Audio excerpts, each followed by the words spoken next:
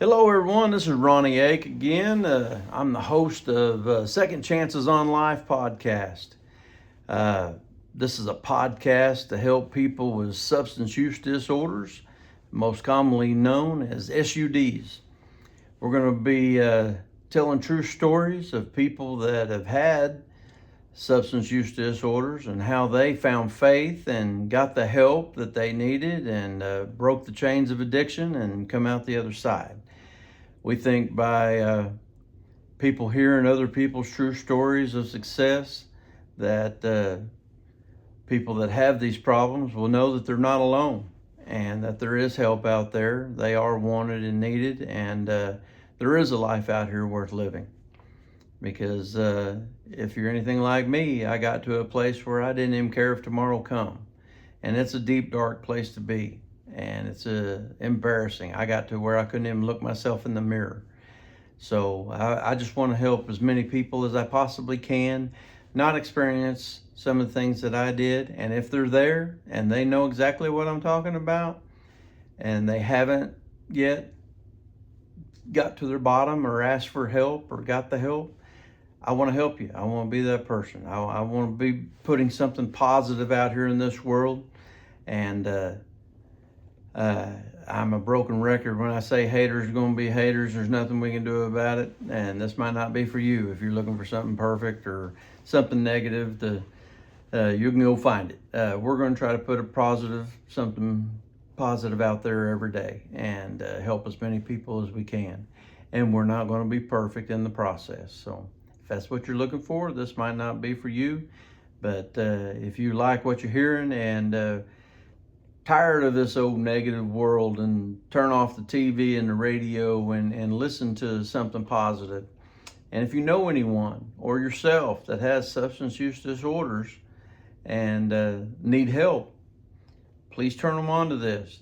Forward it to them, text it to them, however you can get it to them. As we pick up traction and grow with this, we'll have our website up, and there'll be all the links on there for the episodes. And I'm a sobriety coach. We'll have my calendar up there, and on the days that we're not recording and working in a studio and editing and broadcasting, doing all that, we're going to be doing some one-on-ones with as many people as we can. And you can go onto that calendar. You will be able to go onto the calendar and block out 30 minutes to an hour blocks and get some one-on-one coaching. And I'm going to just be just like a coach. If you ever played sports, be that coach that made a positive impact in your life, that held you accountable and helped you hone and sharpen your skills and be competitive in whatever it was you was doing. And this is no different. This is a day-to-day fight. We have to put the armor of God on every day and go fight this good fight. And not let the devil get to us. Matter of fact, a friend of mine named Joe Pello owns a bunch of sober living houses. I heard him when I was at Rob's Ranch in Purcell and in treatment myself. I heard him say something that stuck with me, that is words of wisdom, and you can tell it comes from a place of sincerity and hard knocks. And he said, make it a practice to make your bed every day. If you don't do anything positive, at least you can do that. And you've done that. And make it a practice to put your shoes under your bed. And that way, every morning when you get up, you have to get on your knees to get to them shoes. And while you're there, you might as well thank the Lord for the day and get to the Lord before the world gets to you. And I try to practice that. And Mr. Joe Pello, if you can ever see this or hear this, I want to thank you for those words of wisdom. I know we text back and forth one another, and I thank you for that. And hopefully one day we can get a better friendship going and feed off of one another, maybe meet for lunch and just tackle this whole world and try to help as many people as we can. I think you're making a great impact, and you're helping, truly helping a lot of people. And I hope to do the same. So I want to, in every episode, sorry, I got a scratch here. Every episode I want to thank the Lord, my Savior, I want to thank my wife, my son. I want to thank Seth Wadley. I work for the Seth Wadley Auto Group, but Seth Wadley himself is a good man. He actually gave me the ability financially to seek the help that I wanted, and he's helped support that. And I will forever be grateful to him, and I want to thank you for that, Seth. I want to thank Rob's Ranch Recovery Center, where I went in Purcell, Oklahoma. All the staff, the pastor, the clients currently, the clients that came before me, and the clients that'll come after, and all the clients that's passed away on, and all their families. I just pray that the families get the support and guidance and direction that they need. It's not easy. It's so hard. And as an addict, we're so selfish is the word, I guess. When we're in the midst of our addiction, we don't care about nothing but our addiction and ourselves. And that's what I want to talk about today, is just that.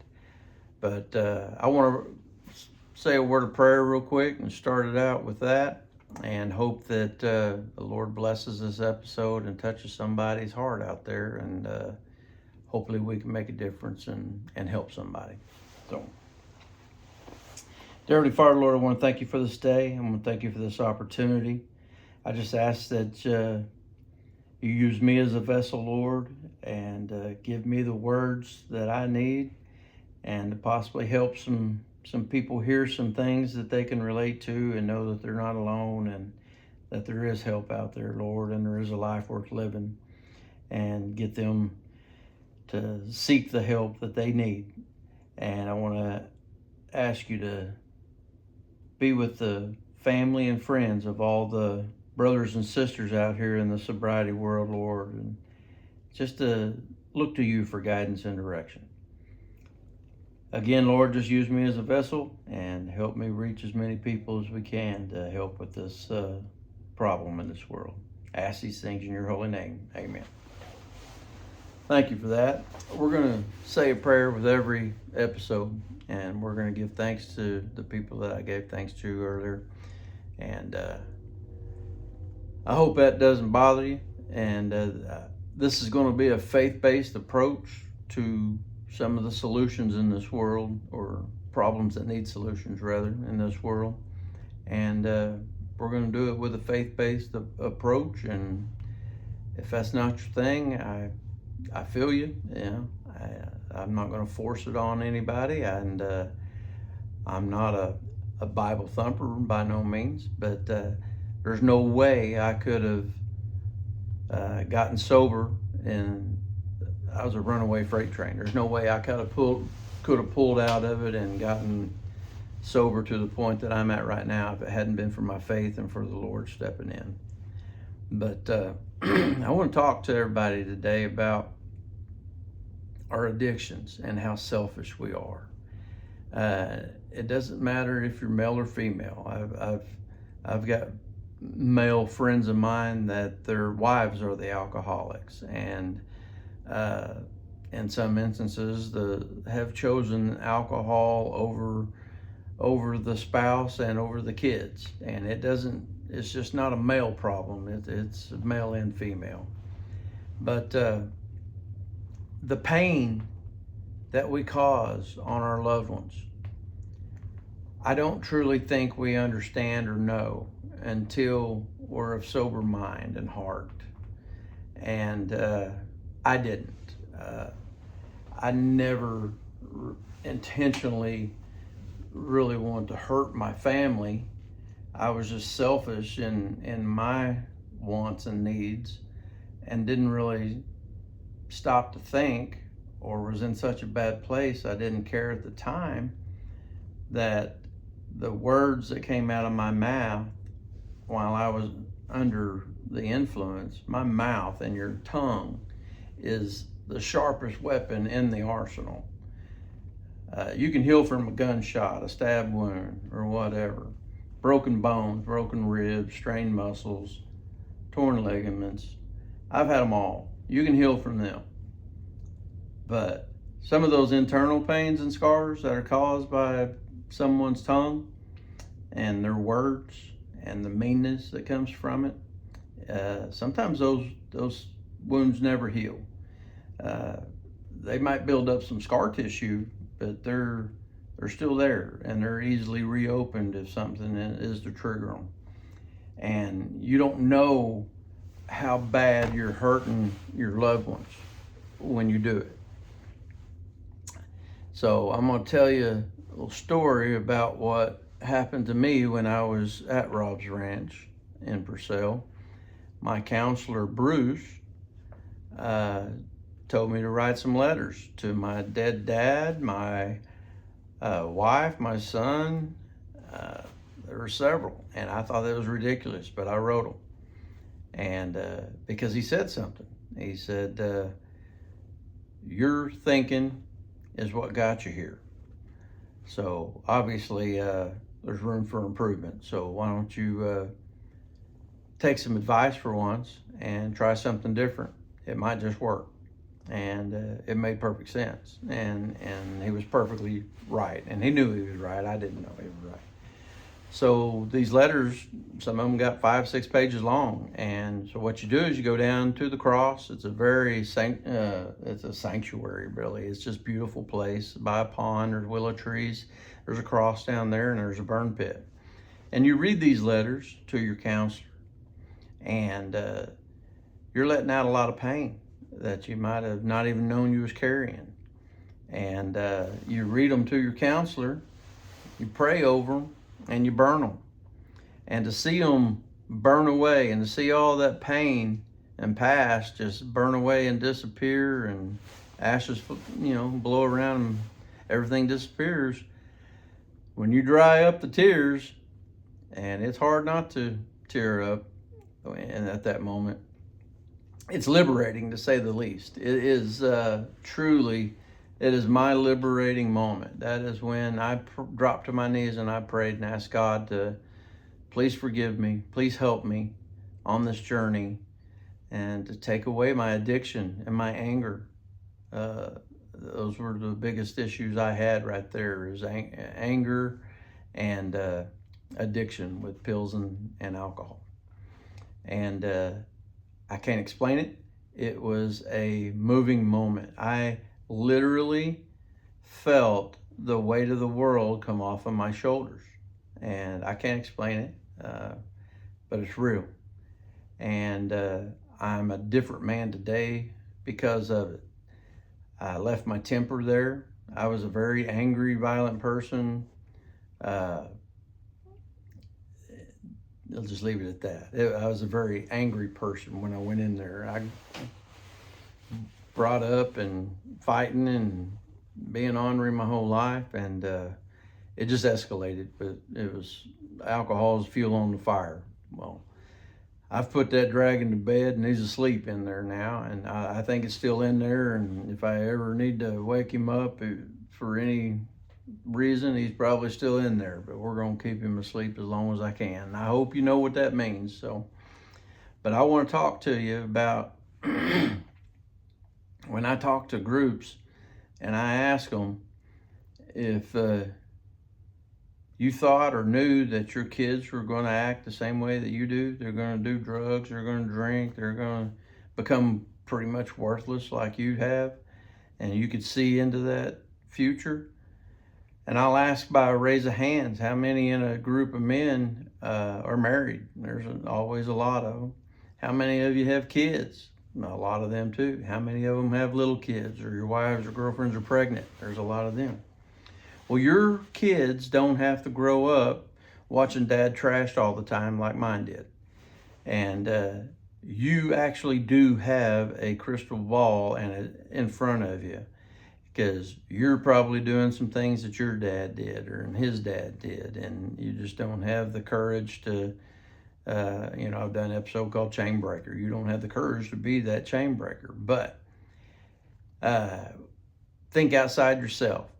Think of your kids. Do you want them acting as foolishly as you have? And do you want them to adopt the same bad habits that you have? The answer is probably no.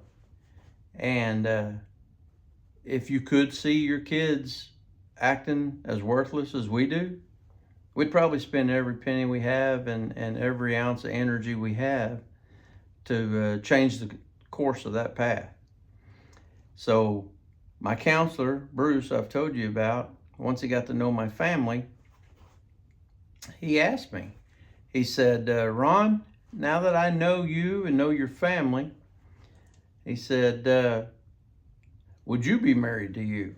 Well, I didn't even have to think about it. The answer is no, every time. I've done some mean things. I've said horrible things, and I've hurt my wife and my kid with my tongue, more than I ever could have with my hands, And there was times in my upbringing, where the physical part was probably over the top, and I learned from that and said that I'm not going to do that. I'm not going to lay hands on my family, and I made that vow to myself. Excuse me, coming off of a cold, and I still got to clear this throat. But the answer I thought I had when I would get to that point and get that angry, that I would leave. I didn't want to lay hands on nobody. So I'm in that pissed off mood, and I have been drinking. I feel that fire, and it's like a volcano, and I feel like I'm going to erupt, and so I leave. Well, I thought I was doing my family a one-up by not laying hands on them, and come to find out, by me leaving, and sometimes my dumb butt would be gone for, days, and on a binger or something, and they didn't know if I was ever coming home, if I was dead or what I was doing, Well, by me thinking I'm giving my family a one-up by not laying hands on them and I would just leave, that's not the answer either. So come to find out, when I was in therapy, I found out that I gave my family separation anxiety by my behavior. And they were seeking counseling over it, and I didn't know it. So my counselor, Bruce, he told me, he said, so your family's coming out today, Ron. And I've talked to them. And I said, you've been talking to my family? Why are you talking to my family, man? And he said, yeah, I talked to your family. And he said, they're coming out on Sunday. And it's family day. And they have some things to talk to you about. And you're going to sit there and listen. And that's not easy, for one. I've been on my own since I was 19, and I'm not used to taking direct orders like that anyways, let alone sitting there and letting people talk to me like the way they want to talk to me. And I've just, I guess, been a control freak, and I wanted to control that situation better than that. And he said, you need this. You're going to sit there and listen and let them talk. And I did. And it was heart-wrenching. I'll tell you that. So my son's 29 now. He was probably 26, 27 at the time. And they start opening up and telling me. First they're telling me, that they're proud of what I'm doing, and they can see a change, and they hope it's for good and all that. Well, then they start opening it up and telling me more and more and more. It's getting uncomfortable, and it's harder for me to sit there. And my son, 26 at the time, I believe it was, looked me in the eyes and said, Dad, this is the first time that me and Mom have actually got to sit down and openly talk to you about anything like this that's serious. And that's pretty sad to know that he's 26 years old. And because of my temper and my drinking, they didn't feel that they could sit down and openly just have conversation with me, because I'd fly off the handle or get pissed off and leave, or throw things, break things, punch things, whatever, Not them, I wouldn't touch them, but I'd still be an idiot. And 26 years old. And, me and my wife now have been married almost 33 years, and she said the same thing. She said, yeah, we've never been able to just sit down and openly talk to you about anything that we know you're touchy about. And that's pretty sad. I hope that you men out there are man enough to realize before I did that mouth of yours and that tongue is the sharpest knife in the tool shed, and it does a lot of damage. And our behavior, our anger, our breaking things and punching holes in the walls and breaking windows and that, it's idiotic behavior. And I was eat up with it. I was a full-blown runaway train raging idiot. And I've hurt a lot of people in this life. And I'm sorry for it. I'm shameful of it. I mean, like I said earlier, I've been to a point in my life where I couldn't turn the light on to brush my teeth or to shave because I didn't want to see the man in the mirror. I was disgusted by what I saw in the mirror. And I hope none of you experienced that, but I know a bunch of you know exactly what I'm talking about. And it is a pretty pathetic feeling, helpless feeling, and you get negged out and depressed by it, and you got to keep pouring more fuel on that fire to keep numbing that pain and to keep it away and at bay, versus facing reality and trying to do something about it. It's just easier to take a pill or do a line or make a drink or whatever your thing is. It takes a lot bigger man to admit that it's time for change.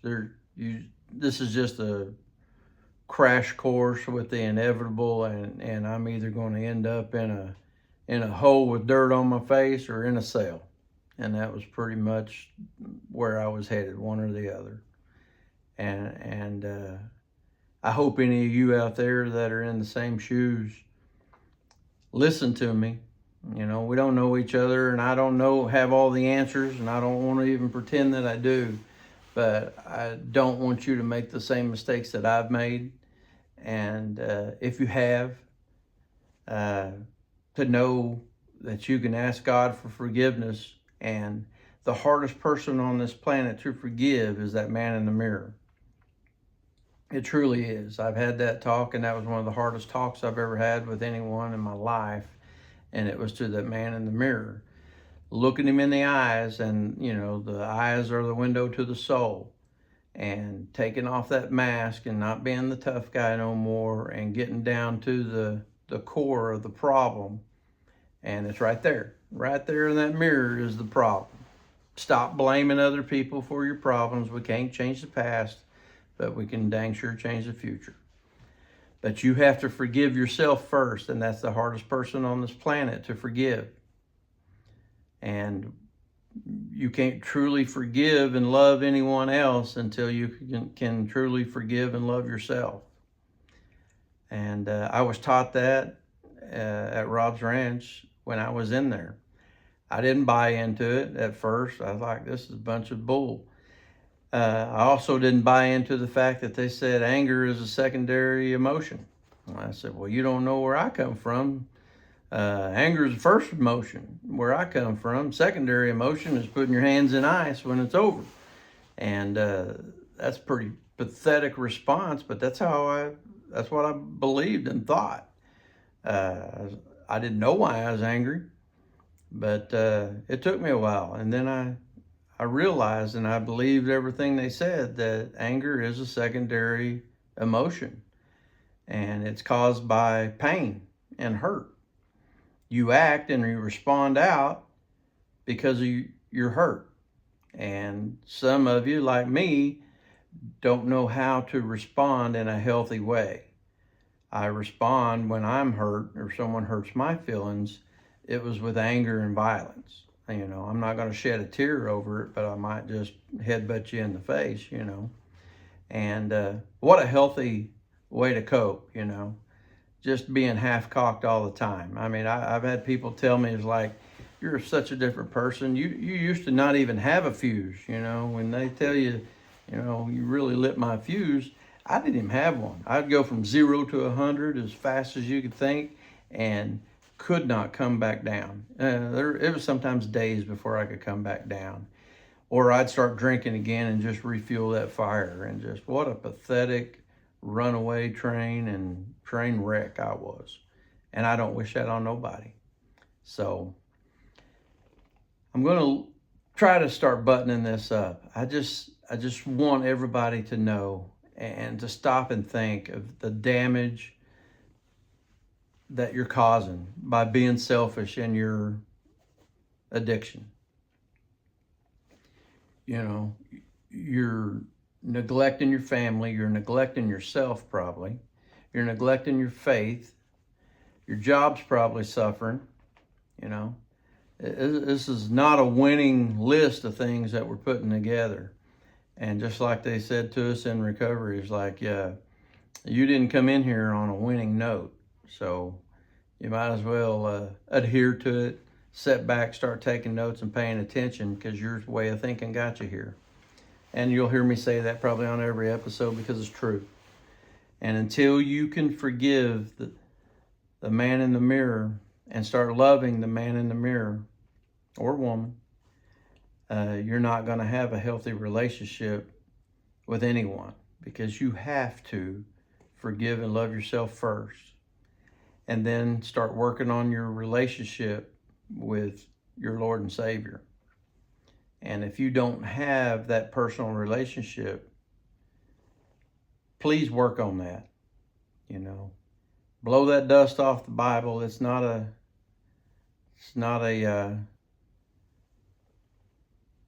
dust collector anymore, or, you know, get the bottle rings off of it. As sad as that sounds, I know people that have done it.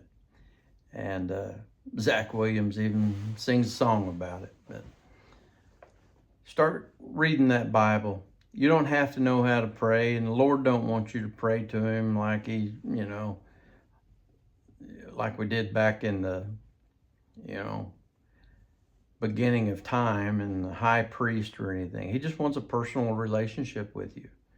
So just like everything else, it gets easier with time. And like my friend Joe Pello said, try putting your shoes under your bed. Try making your bed every day. You know, it's discipline, and it's something positive. If you don't do anything else, at least you made your bed today. And by putting your shoes under your bed, you get on your knees to get them. And while you're there, you might as well get to the Lord before the world gets to you. And that is some great advice. So just think outside yourself. Stop putting yourself first in your addiction. But you do need to put yourself first in your forgiveness and your love before you can others. So, like me, I couldn't look in the mirror. I was disgusted and embarrassed by what I saw and ashamed to start becoming someone that you can see in the mirror that you can be proud of. And not every day is a glorious day, and you know the funds aren't just going to flourish and overflow on days, and you're going to have bad days. But doing the right thing, one day at a time, putting one foot in the front of the other, and just doing the next right thing is all you have to focus on. So I just want you to work on simple things, man. Don't think about being sober for 5 years, 10 years, or 6 months. Think about being sober today. Today's the only day that matters. Tomorrow will work itself out. And it's kind of funny sometimes if I go to chapel and visit or something, Pastor Steve will say, Ron, thanks for being here. How are you today? And I said, well, I drank as much alcohol as I wanted to last night. And a lot of the guys that hadn't heard me say it looked at me funny, and I was like, I just didn't want any. So I've come a long ways from the guy that didn't care if tomorrow come to actually not even having a craving and just wanting to help people. And you can too. I'm living proof if anyone can do it, you can do it if I can do it, I promise you. So I just want to leave it at that. Be somebody positive, man. Get off that runaway train. It is nothing but a collision course with with bad things, man. You owe it to yourself and to your family and your loved ones to give the best version of you that you can. But it starts with little things, and one step in front of the other, one day at a time. That's the only coin I carry, is the 24-hour coin, because that's the only one that matters. So I will leave it at that. I want you to have a blessed day, and just know that you are wanted and you are loved, and this life is worth living, and help somebody else today. Be a positive example and a shining light in this world of darkness, and lead by example. Sometimes other people are watching that we don't even know, and we can be a good example to everyone we can. So thank you for listening.